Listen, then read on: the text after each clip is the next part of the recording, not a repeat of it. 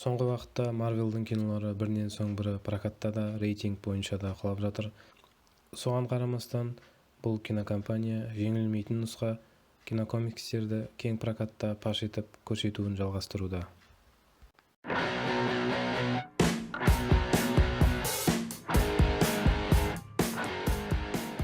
Дэдпул и Росомаха ешкім күтпеген хит. Бұл туынды Тони Старктың шертпегінен кейінгі рейтинг бойынша және касса бойынша хит болып жатыр. Көрермендердің басым көпшілігі демалғанын және таңғалғанын айтады. Кинокомикс өзінің $200 миллион бюджетін бірінші 2 күнде ақ $444 миллион жинап ақтап алды. Осылайша ақш-та $512 миллион, ал қалған әлемнен $536 миллион табыс алып келді. Фильм R рейтингке қарамастан, қазіргі кездегі кассалық табысы $1 миллиард 94 миллион құрайды. Бұған дейінгі R рейтинг бойынша бірінші орында тұрған Хоакин Феникс ойнаған Джокер фильмі болатын.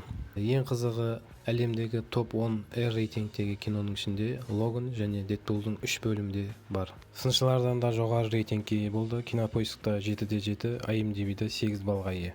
Райан Рейнольдс Дэдпулмен 2004 жылдан бері байланысты, себебі студияның басшылары осы кейіпкермен ұқсастығын байқағаннан кейін осы рөлге ұсынады. Актер Дэдпул комиксін оқығаннан кейін осы кейіпкерді қатты ұнатады және бұл рөлді өзі ойнау керегін сезеді.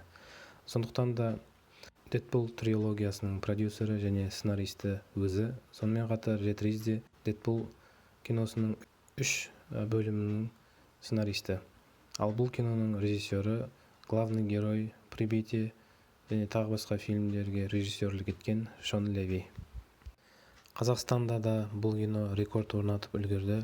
Алғашқы күннің өзінде ақ $659 миллион жинады. Бұл Гадкия 4-пен салыстырғанда 10 есе көп. Дэдпул и Росомаха сөзсіз кинохит атанды, бірақ Головоломка 2 мультфильмі $1,5 миллиард жинап, әлемдік прокатта әзірге бірінші орында тұр. Фильмді продюсерлік етушілер 20th Century Studios, Marvel Studios, Maximum Effort, 21 Labs Entertainment. Бұл кино Дэдпулдың 2016 жылы шыққан бірінші және 2018 шыққан екінші фильмдерінің жалғасы болып табылады, және Marvel кинематографиялық әлемінің 34-ші кинокомиксі болып есептеледі. Дэдпул нағыз қаһарман болу үшін үкіметтен тапсырма келеді. Бұл құпия тапсырмада ол өзінің әлемін құтқару керек. Сол жақта ол Росомаханы кездестіреді. Алғашында бір-бірін түсінбейді, бірақ ары қарай бірге әлемді құтқарады. Бұл туынды бойынша отзывтар және рецензиялар көп. Райан Рейнольдс Marvel кино әлемінде өзін үйіндегідей сезінсе, ал Хью Джекман супер қаһармандық фильмдердің өткен дәуіріне таңғаларлық сүйіспеншілікпен қарайды делінген.